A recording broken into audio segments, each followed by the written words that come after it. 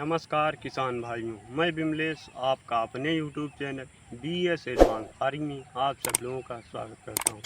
हाँ तो दोस्तों, आज हम आप लोगों को अरहर की खेती कब और कैसे करते हैं उसे कुछ बिंदुओं के माध्यम से आप लोगों को बताने वाले, जैसे भूमि व जलवायु, खेत की तैयारी, बीज की मात्रा, बीज बोने का समय तथा सिंचाई, रोग व कीट, उत्पादन तथा लागत व मुनाफा। तो सबसे पहले जो है भूमि व जलवायु। तो जो अरहर की खेती होती है, ये एक तिलहन वर्ग की जो फसल होती है और इसकी जो खेती किसी भी भूमि में आसानी से की जा सकती है, जैसे कि आपकी काली मिट्टी, बलुई दोमट मृदा, लेटेराइट मृदा, या फिर जो है थोड़ा हल्की क्षारीय भूमि भी होगी तो उसमें इसकी खेती आराम से की जा सकती है। और इसमें एक जो ये तिलहन कुल की फसल होती है, तो इसमें एक जड़, जिसकी जड़ होती है, उसमें एक राइजोबियम नाम का जो है जीवाणु पाया जाता है, इसकी गांठें होती हैं। तो इसमें जो है ज़्यादा खाद व उर्वरक की आवश्यकता नहीं होती, इसलिए ज़्यादा कोई विशेष भूमि की आवश्यकता नहीं होती कि यहाँ पे बढ़िया ज़्यादा पोषक तत्व वाली भूमि हो, तो ऐसा कुछ नहीं होता। इसमें एक नॉर्मल भूमि पे इसकी खेती आसानी से की जा सकती है। और इसके लिए बस वो होता है कि कम पानी चाहने वाली भी ये फसल होती है, जहाँ पे काम मतलब पानी बहुत कम बारिश हो रही है या फिर पानी की ज़्यादा समस्या हो रही है, तो वहाँ पर इसकी खेती आसानी से आप लोग कर सकते हैं। फिर इसमें आते हैं जो है, और इसके लिए जो पीएच मान होता है वो जो है 5.5 से जो है 6.5 तक का पीएच मान जो होता है इसकी खेत के लिए जो इसकी होती है खेती अरहर की, वो बहुत ही अच्छी मानी जाती है। उसमें इसकी उपज बहुत अच्छी देखने को आप लोगों को मिलती है। और जो इसके लिए बात करें जलवायु की, तो जो अरहर का पौधा होता है ये गर्म और शुष्क जलवायु का पौधा होता है।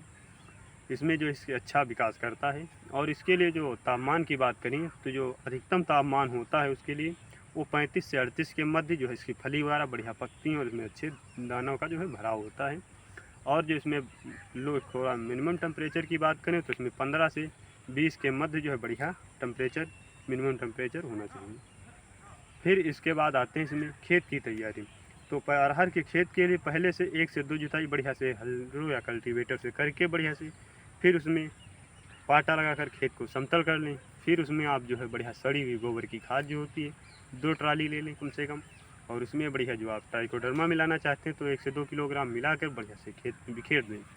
फिर उसके बाद जोत के बढ़िया से पाटा लगाकर खेत को समतल कर लें। और जिसमें बात करें जो इसमें बीज की मात्रा, तो जो अरहर की फसल होती है इसके लिए जो 1 एकड़ खेत में आप 8 से 10 किलोग्राम बीज बहुत ही पर्याप्त होते हैं। उसमें जो आपका उचित जो है पौधे बढ़िया बराबर डिस्टेंस पे जमेंगे और अच्छी पैदावार देखने को मिलती है। अगर आप जो है से कुंड विधि से कर रहे हैं बढ़िया से, तो उसमें आपको जो है 6 से 7 किलो ही बीज की आवश्यकता होती है। अगर आप ऐसे नॉर्मल कर रहे हैं तो उसमें इतने बीज लगेंगे। बात करें इसमें जो है बोने का समय इसका, तो जो है अरहर होती है इसके लिए जो सबसे बढ़िया टाइम होता है वो खरीफ में जो है जून के जुलाई, मतलब जून और जुलाई के बीच का जो समय होता है इसकी खेती के लिए बहुत ही अच्छा होता है। इसमें इसकी फसल करते हैं तो बढ़िया सा जो पौधे का उचित विकास देखने को मिलता है। फिर इसमें आते हैं जो है बुआई की विधियाँ। तो आप इसे जो है आप बढ़िया समतल खेत एकदम छिटकुआ विधि से इसे बो सकते हैं। ज़्यादातर किसान तो ऐसे ही खेती करते हैं, जैसे आप लोग देख रहे होंगे तो एक फसल है छिटकुआ विधि द्वारा बोई गई है। फिर भी ये बहुत ही अच्छी पैदा है फसल और जो है अच्छा मुनाफा देगी। और जो आप इसे कोण बीज में भी बो सकते हैं। पहले बढ़िया से आप जो है बेड बना लें, फिर बेड से बेड की दूरी जो है आप रखें 4 से 5 फीट, और जो पौधे से पौधे की दूरी होती है वो आपसे 10 से 15 सेंटीमीटर रखें। उसी हिसाब से जब आप छिटकुआ बीज से आप बो रहे हैं इसको, तो आप ज़्यादा से छिटकुआ बीज में बो रहे हैं। उसके बाद जब आपका पौधा 20 से 25 दिन का हो जाए तो उसमें छटाई कर दें। ज़्यादा जो पौधे से पौधे की दूरी आप 10 सेंटीमीटर से 15 सेंटीमीटर के बीच ही में रखें, ताकि पौधा बढ़िया उचित जो है विकास भी कर सके और ज़्यादा गैपिंग ना हो, जिससे कि पौधे कम हो जाएंगे तो भी उपज नहीं होगी, और अधिक हो जाते हैं तो उसमें जो है पौधे को बढ़िया उचित फैलाव नहीं होता, तो उसमें भी उपज कम देखने को मिलती है। फिर इसके बाद उन्नत किस्में, तो जो अरहर होती है इसकी आपको कुछ हम प्रजातियां बताने वाले हैं जो आपको उचित पैदावार देखने को मिलेगी उनकी।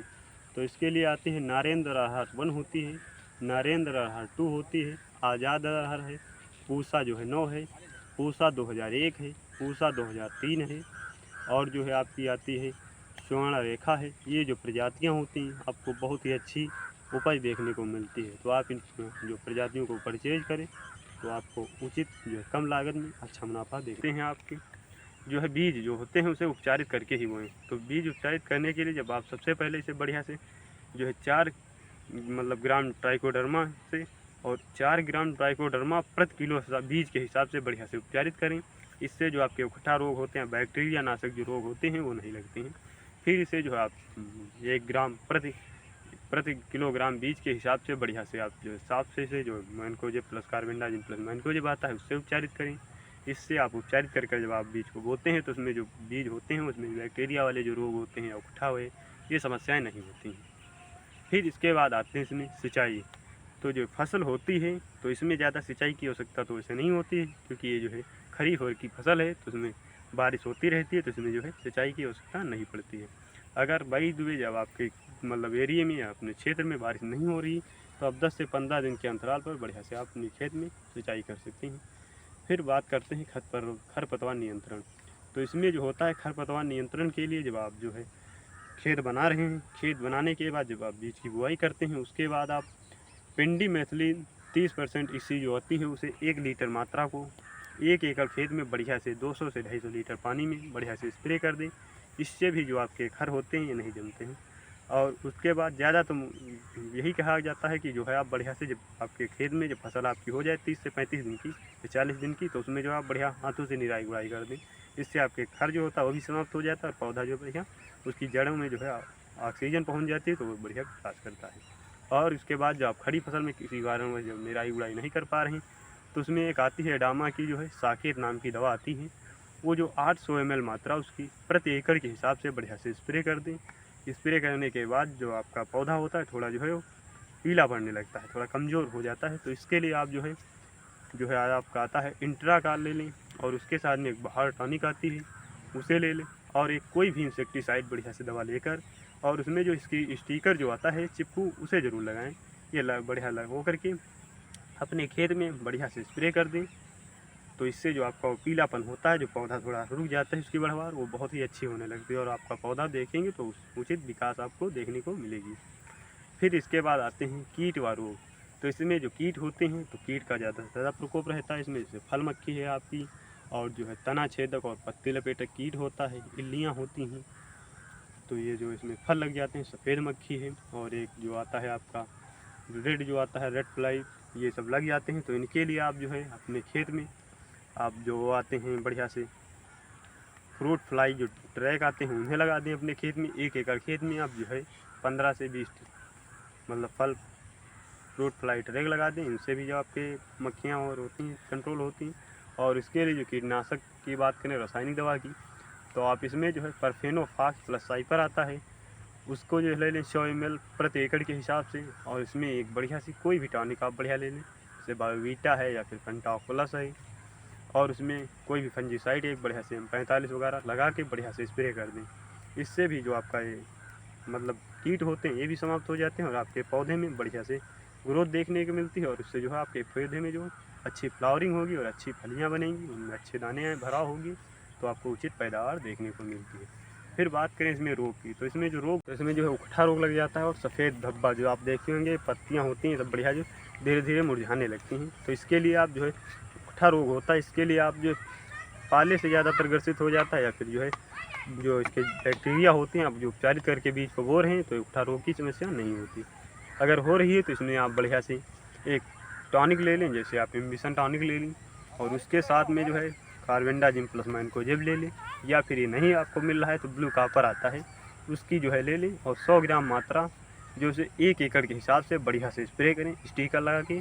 तो उससे जो उकठा रोग की समस्या होती है समाप्त हो जाती है। इसके लक्षण ये होते हैं, जो पौधा होता है उसे सबसे पहले उसमें जो पत्तियाँ होती हैं पीली पड़ के जो है धीरे धीरे पहले पत्तियाँ पीली पड़ती हैं, उसके बाद धीरे धीरे पूरा पौधा जो सूखने लगता है, उसकी डालियाँ जो होती है सुखा जाती हैं और पौधा पूरी तरह से नष्ट हो जाता है। तो ये बहुत ही भयंकर रोग होता है किसी भी फसल के लिए। तो इसका आप उचित देखभाल करें और जो आप देखते ही जब इसको देखें आपके खेत में 1-2 पौधे लग रहे हैं तो इसके पौधे उखाड़ के ज़मीन में गाड़ दें या फिर उसमें उचित दवाई का प्रयोग करें।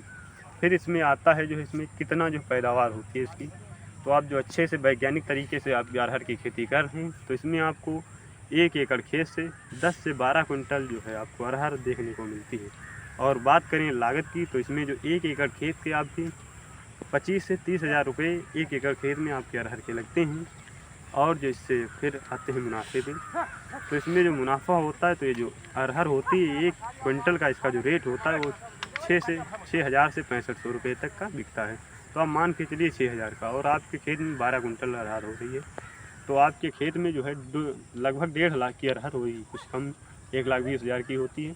तो इस हिसाब से आप 1 एकड़ खेत से 80 से 85 हज़ार रुपये प्रॉफिट कमा सकते हैं। और जहाँ पे आपकी बंजर भूमि होती है वहाँ पर भी इसकी आसानी से खेती की जा सकती है। तो आप लोग अरहर की खेती करें वैज्ञानिक तरीके से, तो आप लोगों को उचित मुनाफा देखने को मिलता है। धन्यवाद किसान भाइयों। इसी तरह की वीडियो पाने के लिए आपके अपने YouTube channel BS advance farming को सब्सक्राइब करें और ज़्यादा से ज़्यादा ही वीडियो को शेयर करें, ताकि अन्य किसान भाई भी इन वीडियो के माध्यम से अपनी फसलों की उचित देखभाल कर सकें तथा उचित मुनाफा प्राप्त कर सकें। धन्यवाद किसान।